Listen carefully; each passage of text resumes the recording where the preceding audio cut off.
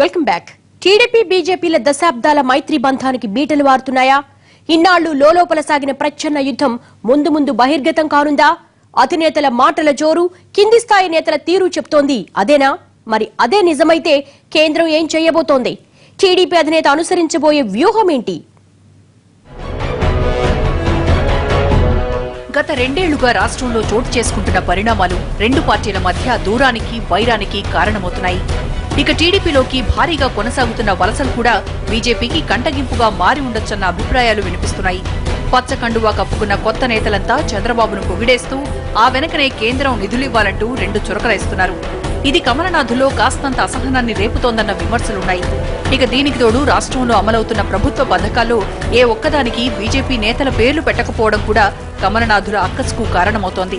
పథకాల విషయంలోనే ఏపీ సర్కార్ ఇంత స్వార్థంగా ఉంటే రేపు ప్యాకేజీ ఇచ్చినా, హోదా కట్టబెట్టినా అదంతా టీడీపీ క్రెడిట్ గానే చెప్పుకుంటుందన్న అనుమానం కమలనాథుల్ని లోలోపల పీడిస్తూనే ఉంది. అందుకే ఏపీ స్థానిక బీజేపీ నేతలంతా ఒంటరిగా అడుగులేసేందుకే సిద్ధమంటున్నారు. ఆ మేరకు కేంద్రం మీద ఒత్తిడి తెస్తున్నారు. ఏపీలో బీజేపీ భవిష్యత్తు అంతంత మాత్రమేనండి. ఏపీలో బీజేపీకి నాయకులు అయితే ఉన్నారు కానీ ప్రజలు మాత్రం లేరు.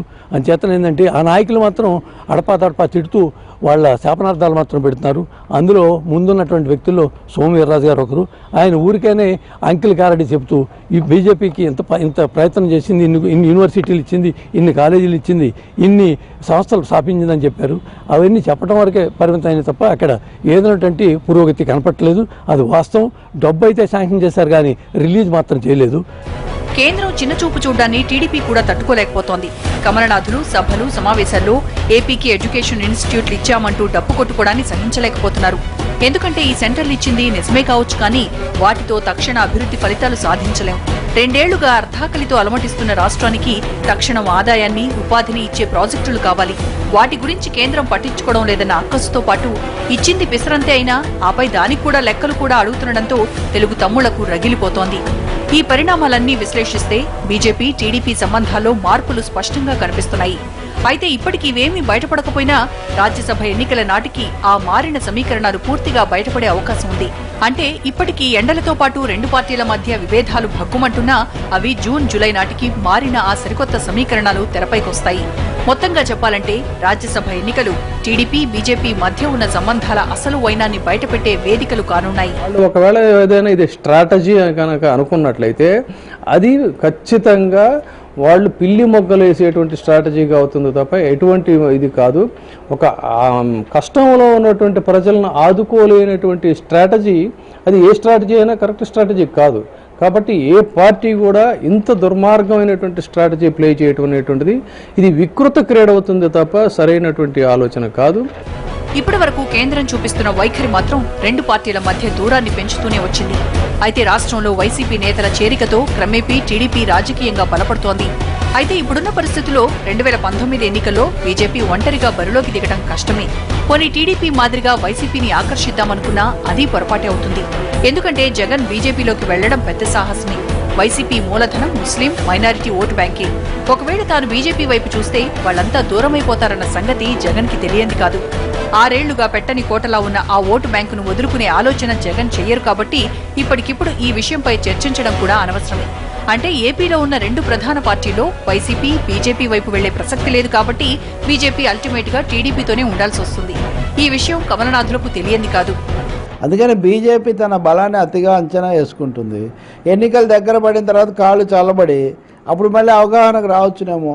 ఇంకొకటి వైఎస్ఆర్ పార్టీ ఒకటి ఉంది. తెలుగుదేశానికి వైఎస్ఆర్ పార్టీకి మధ్యలో దోబూచులాట ఆడుతున్న పరిస్థితి కూడా ఒకటి ఉంది. ఇప్పుడు జగన్మోహన్ రెడ్డి ఢిల్లీ వెళ్తే కేంద్రం బాగానే ఆదరిస్తుంది. అంటే జగన్ను చూపించి తెలుగుదేశాన్ని చూపించి జగన్ను ఈ మధ్యలో ఈ రెండు ఇక్కడ టీఆర్ఎస్తో కూడా అంటే రెండు తెలుగు రాష్ట్రాల్లో కూడా తన పబ్బం గడుపుకోవడం బీజేపీ ఆలోచనగా ఉన్నట్టుంది. వాళ్ళు అంతిమంగా ఏం చేస్తారు? అప్పుడు వాళ్ళ బలం ఎలా ఉంటుంది? మోడీ మీద ఒక వ్యతిరేకత పెరుగుతున్న వాతావరణం ఇవన్నీ. కాబట్టి రేపు ఉత్తరప్రదేశ్ వరకు జరిగే ఎన్నికల తర్వాతనే బీజేపీ వ్యూహం ఖరారవుతుంది.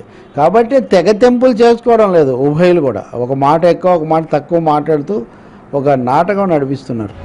ఏపీ, టీడీపీ, బీజేపీల మధ్య వైరం పొడసూపుతున్నా ప్రస్తుతానికి మాత్రం దోబూచులాటే జరుగుతోంది. కేంద్రం ఎంత కవ్విస్తున్నా టీడీపీ మాత్రం కన్విన్సింగ్ గానే అడుగులేస్తోంది. అయితే దీని వెనక టీడీపీ అధినేత వ్యూహం ఏంటన్నది తెలియకపోయినా ఇప్పటికి మాత్రం కేంద్రం నిధుల కోసమే ఇలా మౌనంగా ఉందనుకోవడం పొరపాటు. ఎందుకంటే టీడీపీకి ఏపీకి నిధులతో పాటు రాజకీయాలు కూడా అవసరమే. అందుకోసం ఏం చేయాలన్న దానిపై చంద్రబాబు నాయుడికి స్పష్టమైన క్లారిటీ ఉంది. ప్రస్తుతానికి కేంద్రంపై ఎదురు తిరగకుండా కేవలం వ్యూహాత్మకంగా ఒత్తిడి పెంచే వైఖరిలోనే అడుగులేయబోతుందా అంటే అవుననే సమాధానం చెప్పాల్సి వస్తోంది. ప్రస్తుతానికి ఏపీ నిధుల విషయంలో టీడీపీ కేంద్రంతో గొడవ పెట్టుకోకపోవచ్చు, కానీ రాజకీయంగానే అడుగులేస్తూ పొలిటికల్ ఈక్వేషన్లు ప్లే చేసే అవకాశం మాత్రం ఖచ్చితంగా ఉంది. ఎందుకంటే 4 దశాబ్దాల రాజకీయ ప్రయాణంలో చంద్రబాబు ప్రతి అడుగు రాజకీయంగానే ఉంటుంది.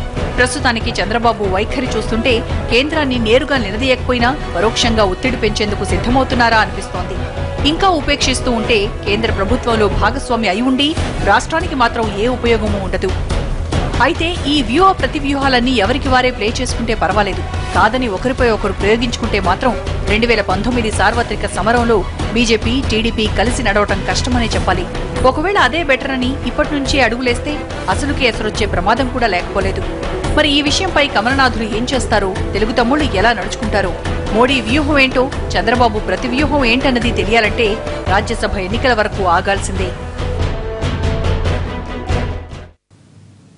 ఇది వాళ్ళ స్టోరీ బోర్డ్. మరో అంశంతో మళ్ళీ కలుద్దాం. నమస్తే.